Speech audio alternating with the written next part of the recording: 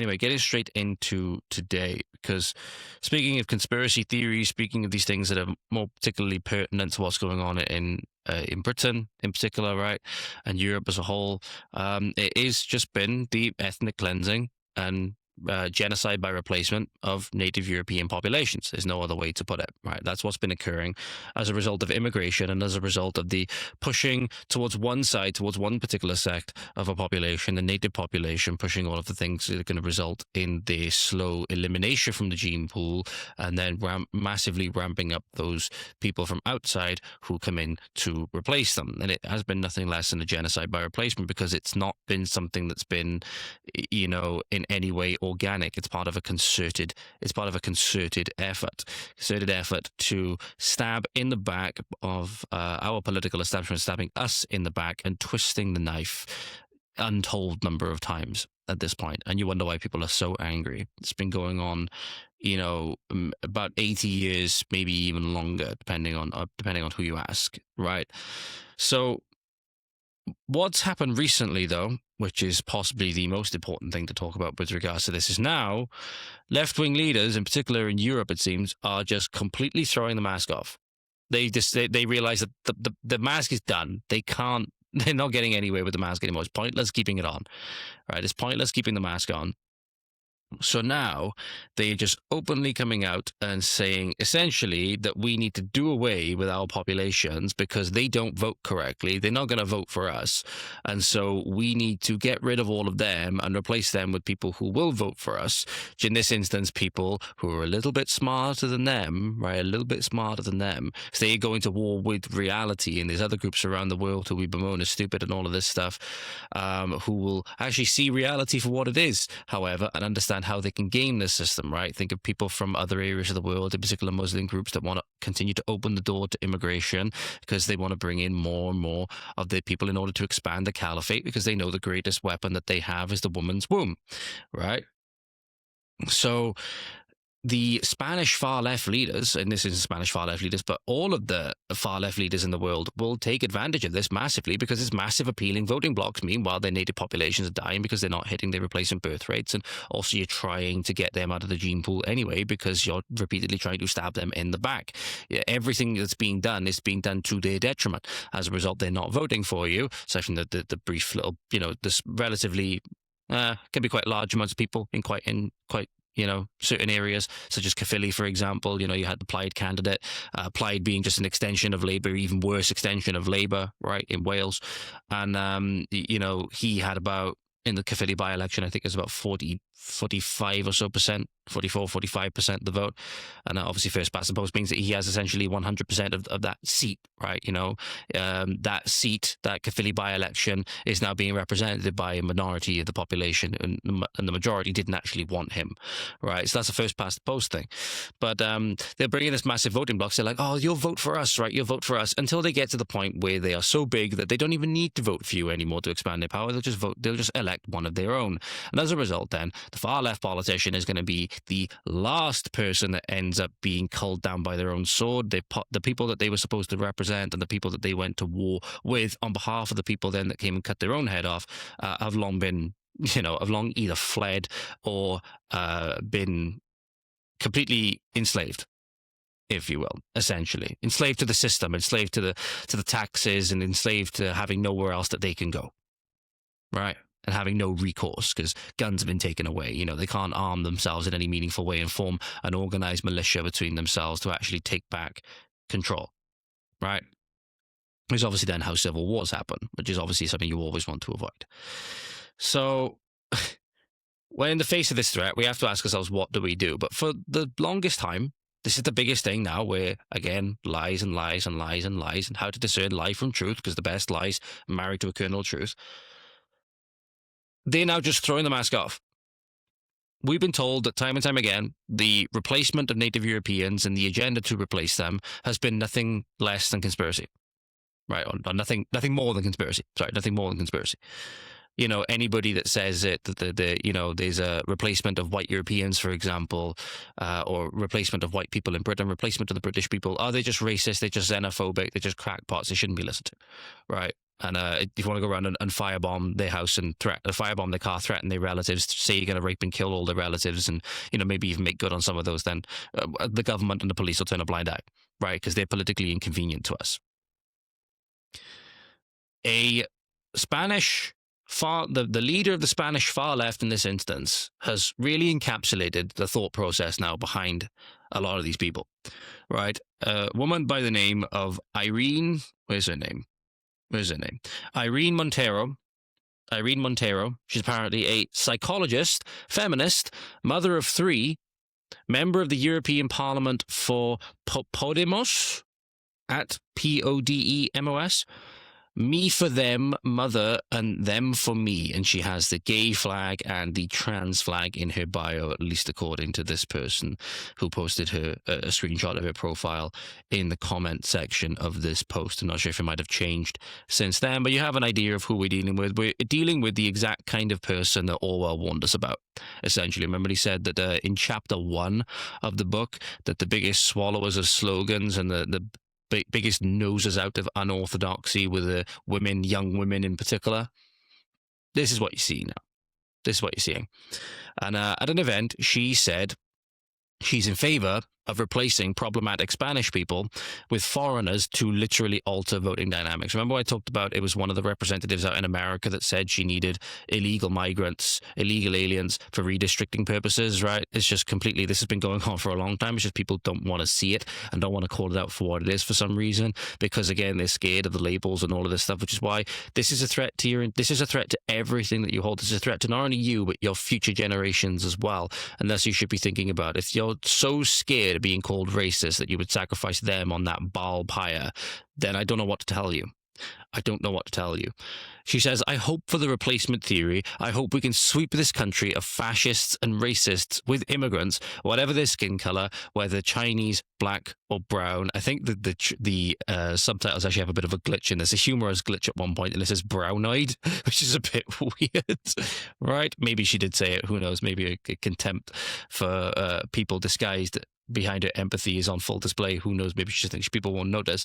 But this is the clip. I'll leave this clip play for you now.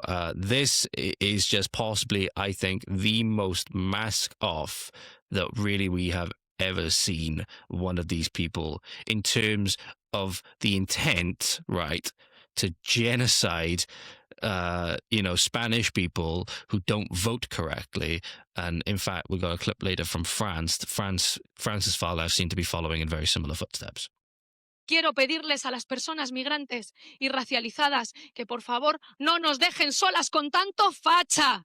Y claro que sí queremos que voten. Claro que sí, hemos conseguido papeles, regularización ya, y ahora vamos a por la nacionalidad o a cambiar la ley para que puedan votar, por supuesto. Ojalá, teoría del reemplazo, ojalá podamos barrer de fachas y de racistas este país con gente migrante, con gente trabajadora. Claro que yo quiero que haya reemplazo de fachas, reemplazo de racistas, reemplazo de vividores, y que lo podamos hacer con la gente trabajadora de este país.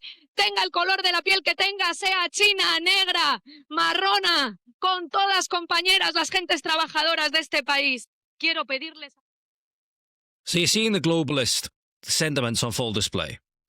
You're seeing the globalist sentiments on full display, where right at the end, towards the end of that speech, before she said, comrades, where is it? I'm just trying to find the bit of the clip. Comrades, the working people of this country has always tried to appease to the working people of this country. Meanwhile, the Antifa goons, they seem to spend all of their times usually high on drugs and whatever else, taking over once prominent, good established businesses like Ricky Hatton's gym, for example, and really not doing anything much with their time.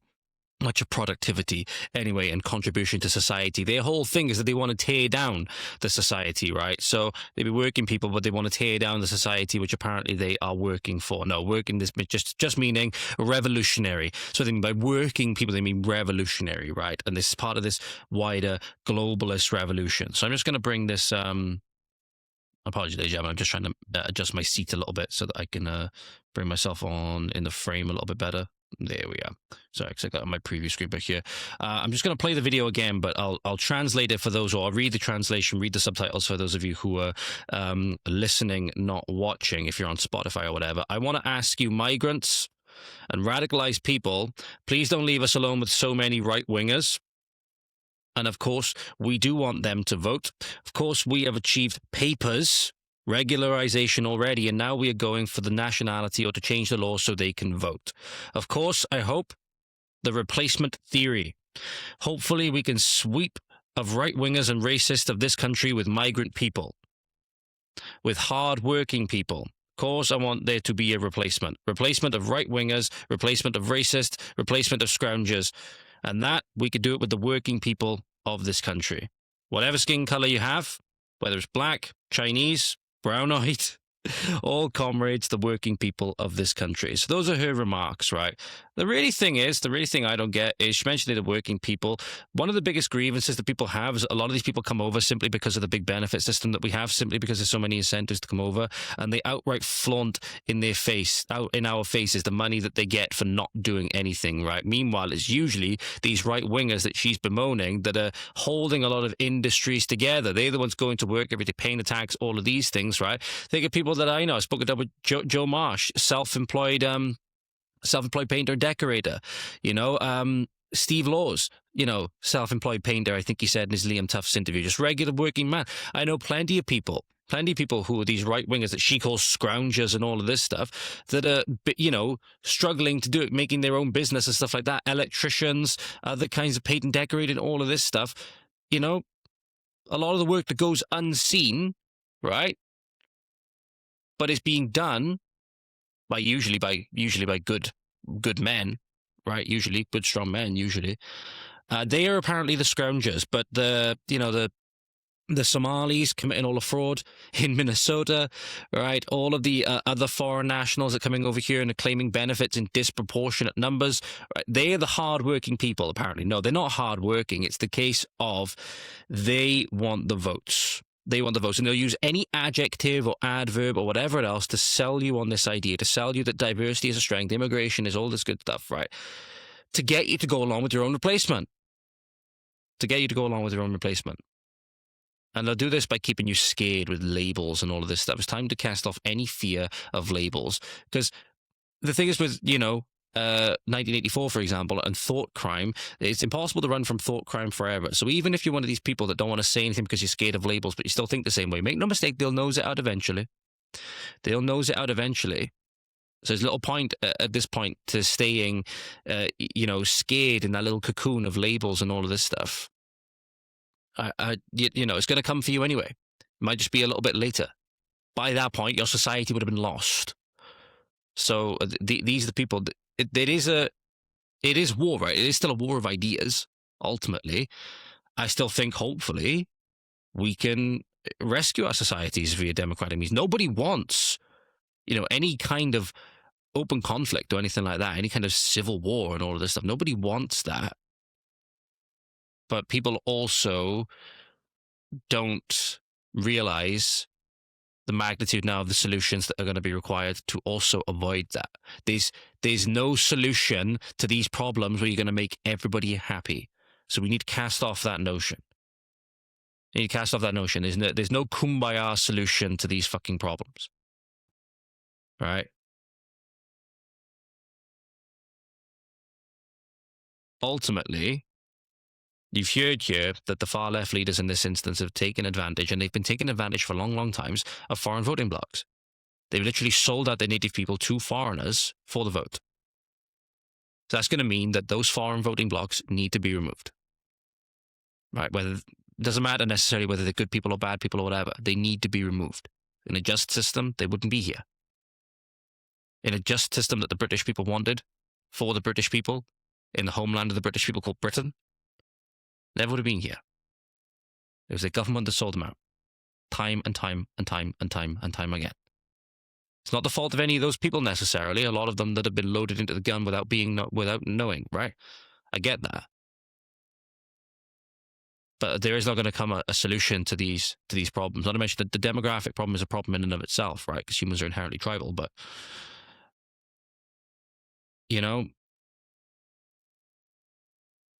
there's not going to be any real solution to this without the mass repatriation of people and essentially hitting a reset.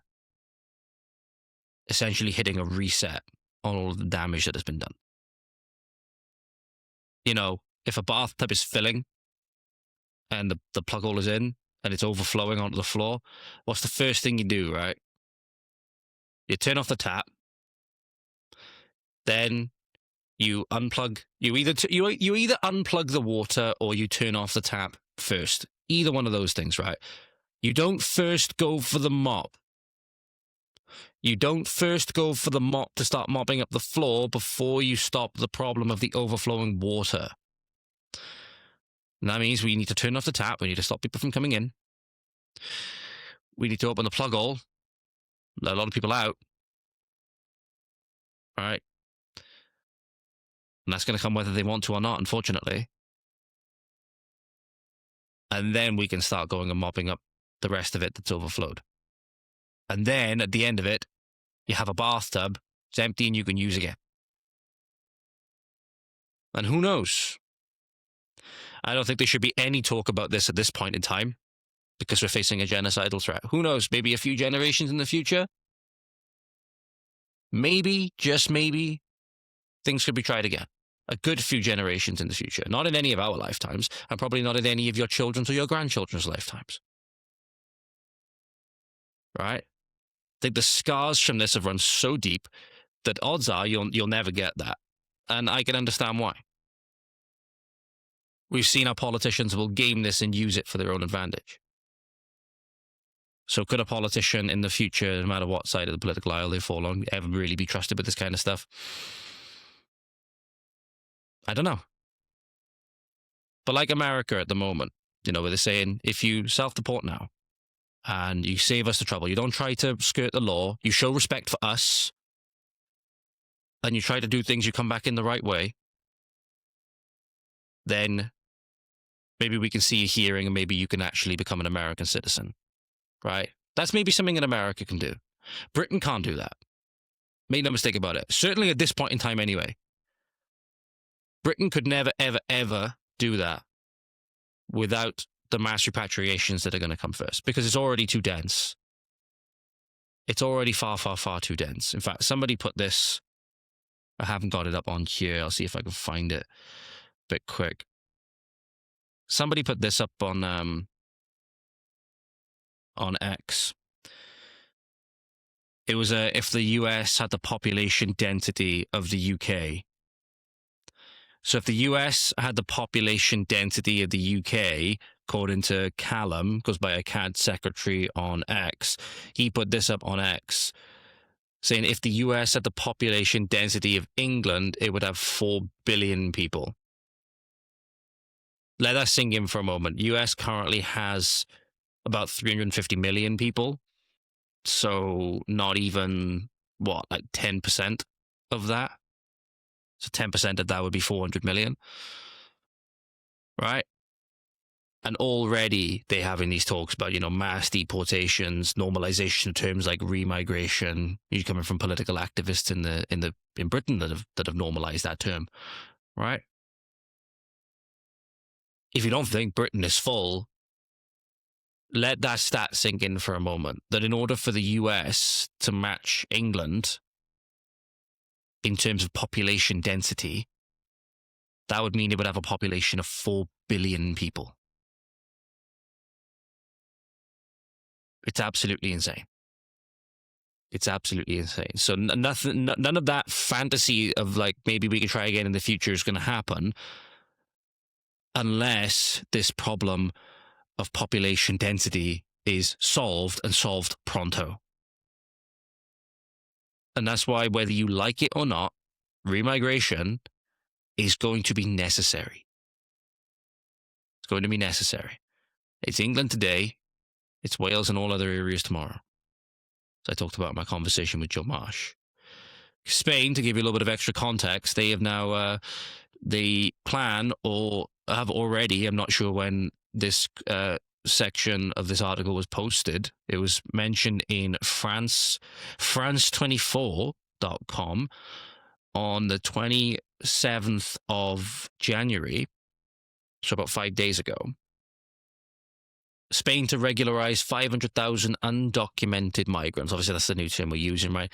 Irregular migration, right? Say it's not breaking the law. It's just outside the norm, right? But it is breaking the law. It's outright breaking the law because you're breaking and entering into a country, right? It's not saying that, it was just irregular entry into your home when somebody broke into your home, right? We call it breaking and entering and trespassing. Right? We don't call it, irregular ingress to a residence. So you see the con that's being pulled here? Undocumented. Oh, it's not illegal. They just don't have their papers. Well, why don't they have their papers? Right? But without the papers, if they enter the country, they're going to be breaking the law. Not to mention, they literally, like you would expect from like a foreign, operations insurgency, if you will. They turn up in rubber dinghies on a boat, rubber dinghies on a beach, and then, pile out and run up the beach as if they're storming the beaches of friggin' Normandy. So for anybody who says it isn't an invasion, it is absolutely invasion. But Spain's left-wing government approved a Tuesday plan to regularize around 500,000 undocumented migrants by decree, the country's largest break with harsher policies in Europe. So this is the, I'll bring this up on screen. This is the article in question from France 24. Says, Migration Minister Elma cites the beneficiaries would be able to work in any sector, in any part of the country. Presumably then you'd also be including those foreigners in things like national defence, which, as we've seen in the UK, has gone absolutely swimmingly, in any part of the country, and extolled the positive impact of migration.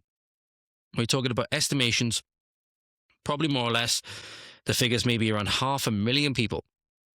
Side said at a news conference after Tuesday's cabinet meeting that we are strengthening a migration model based on human rights, integration, coexistence, compatible with economic growth and social cohesion. Where's the concerns for, Spain, and their right for I got it confused with Giorgia Meloni in my head. She said she was going to legalize or promote more non-EU migration over the next 3 years, right? I can't remember exactly how much to the tune that it was, but it was still again several 100,000. So the Spanish people for self-determination and the right to organize in their own groups, exercise their own in-group preference, and want to keep the resources and opportunities that they have, which are already very limited anyway, for their own people in their own homeland. Meanwhile, the opportunities could be promoted for these other kinds of people in their own homes, right, in their own homelands, wherever that might be, right? And who are we? Who are we as Europe or Britain to be poaching the best and brightest from all of these other areas in the world where we're continually told that there's, unchecked poverty and starvation and all this stuff, and we need to funnel more things we're taking the best and brightest from those places, which in theory they could be making a difference to solve these problems, and then we're being told that, we need to shuttle money away via foreign aid and charities and all of this stuff. Absolutely reeks of scam, doesn't it? Absolutely reeks of scam. You'd think these things were being run by Sam Bankman-Fried. Measure will affect those living in Spain for at least 5 months and who applied for international protection before December 31st, 2025. Applicants must have a clean criminal record. The regularization will also apply to their children who already live in Spain. Again, securing the fact then that obviously the problems that we're seeing, a lot of the problems we have in Britain, are coming from multiple generational descendants. So you're laying a strong foundation for the problem, which is probably going to affect Spain then years and years, decades and generations into the future. Why? Why are you doing it? Because you care about the voting bloc. That's right. You care about overthrowing, more than anything, the democratic rights of the Spanish people. That's why. And that makes perfect sense. Of course, if you're a tyrant, you'd want to do that. Similarly, in a similar vein, this is not just Spain, ladies and gentlemen, who have now thrown the mask off, right? And France, if they allow themselves to go down this route, if they allow themselves to now be subjugated by foreigners again and by their own government, right? We're not liberating them this time. Sorry, I take the piss out of the French a lot. It's just fun to do so. It's fun to make little jabs, I love, Paris and France. Nothing against it. It's a beautiful place. At least it was. Right? We liberated you once, i.e. Britain. We liberated you once. And here you are, again. Now we are under subjugation as well. Far greater threat than anything we faced in World War II. I think it's on you guys to sort your own shit out. And you've seen here that your limp-wristed leaders, right, like Emmanuel Macron, right, poor guy seems to be getting abused by his husband at the moment, poor guy. And he will openly and without any care for the ramifications that it has for his own people, in order to keep political opposition out that seemingly would make some kind of true change, namely Marine Le Pen, certainly much better, right? You say that even if I think I've seen some people on the right say that, Marine Le Pen is not, extreme enough, if you will, right?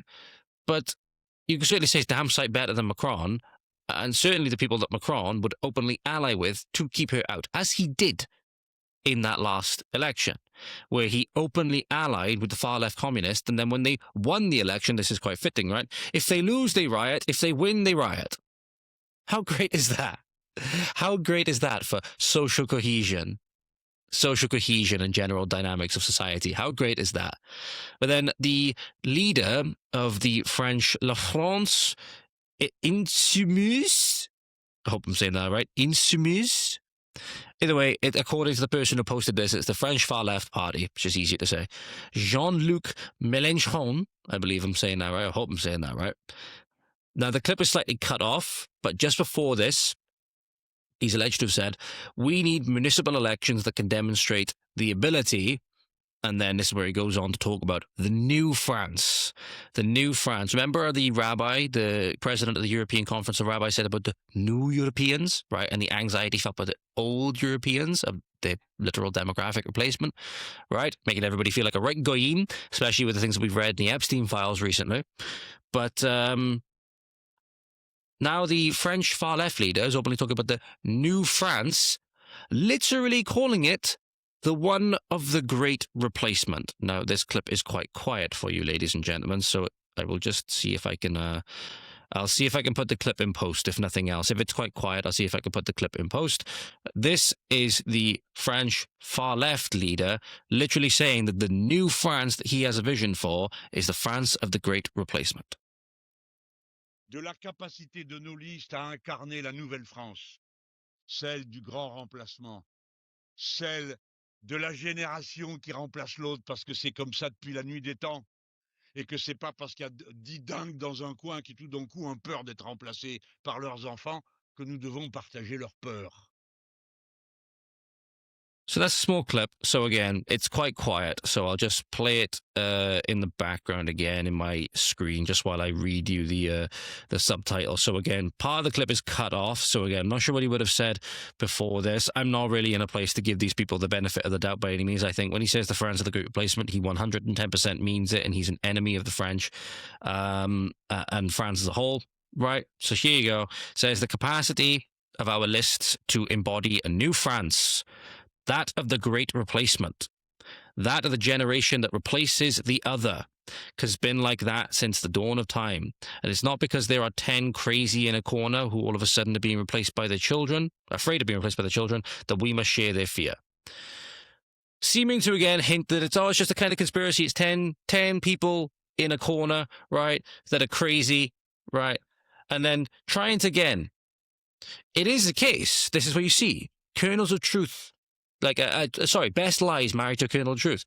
That of the generation that replaces the other. Yes, that's true. The difference what it is being in modern times is that now you have generations of one distinct group being replaced by generations of multiple other distinct groups that have been brought in, not organically, with the express intent of removing those groups, the prior groups, the native groups, from society. So it's not a case of for example, let's just say, right, a father hands a business over to his son, right? And that is the one generation replacing the other. Similarly, you have next generations of Welsh people that are becoming the next generational leaders and business owners and other kinds of things, right? Whatever route you want to go down. Same thing with English, same thing with Scottish, right? And France and Spain. And that would have been the way that it's been done pretty much all of history. But now you have a concerted effort to make it so that it's not generations of, let's just say, Spanish people replacing the previous generations of Spanish people, maybe so they can retire and live out the rest of the days, whatever else, right? No, now you have the generations of Spanish people being replaced with Africans, being replaced with Syrians, being replaced with Moroccans, being replaced with all manner of these other things, to remove the problematic Spanish from the society in the pursuit of votes. Those two things are nowhere near the same. Those two things are nowhere near the same. Past generations of Spanish people that have upheld Spanish traditions and society, passing it down to their future generations, right? For them now to have the dominion over and the responsibility to take care of, not the same as flooding a country with foreigners and then saying, oh, well, they're replacing it. That's just been the way that it has been for all of time. No, one is almost like an extension of familial secession. The other one is an invasion. And previously, governments would have stood against invasion. Now they are facilitating it. Now they are facilitating it. If you enjoyed that clip, then make sure to go on over to the Voice of the Valleys X page at VOT_Valleys on X. We're also on Instagram at Voice of the Valleys. Make sure to like, share, subscribe, comment, all of that good stuff. Thank you so much, and we'll see you again soon. Godspeed.